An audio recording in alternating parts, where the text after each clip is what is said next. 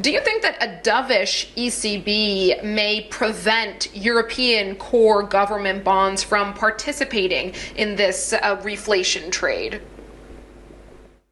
Well, I think the clear goal of the ECB is obviously looking for price stability, and the challenge that Europe faces in comparison to the U.S. is this lack of inflation.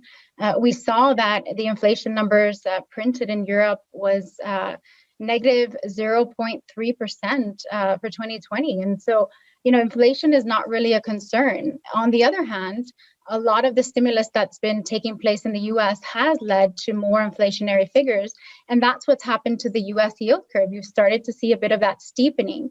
If you look at the German Bund curve, we haven't seen that type of steepening.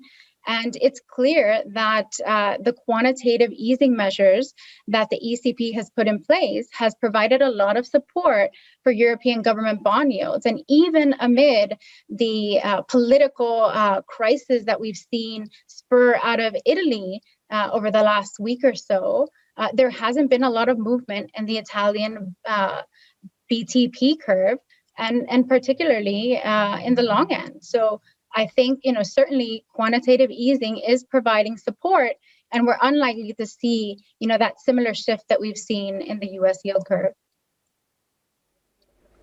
On that point around how the Italian yield curve has reacted or not reacted, perhaps a better way to say it, to the resurgence in political instability in Italy, and as you say, investors chalking this up to the ECB being so active in the government bond market and providing that support as a buyer, is there a limit to how much the ECB can support bond markets like Italy if we do see political instability resurface again over the next year or so?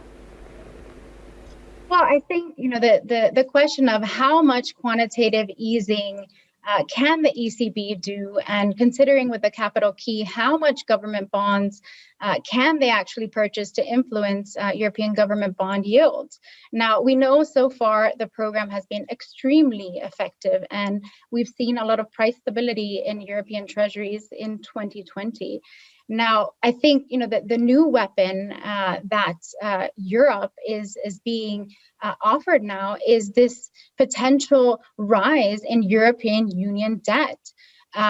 We've already seen in part of this EU budget the commitment for EU bond issuance of up to 850 billion in the coming years. That is going to position European Union bonds as the second largest AAA rated issuer in Europe.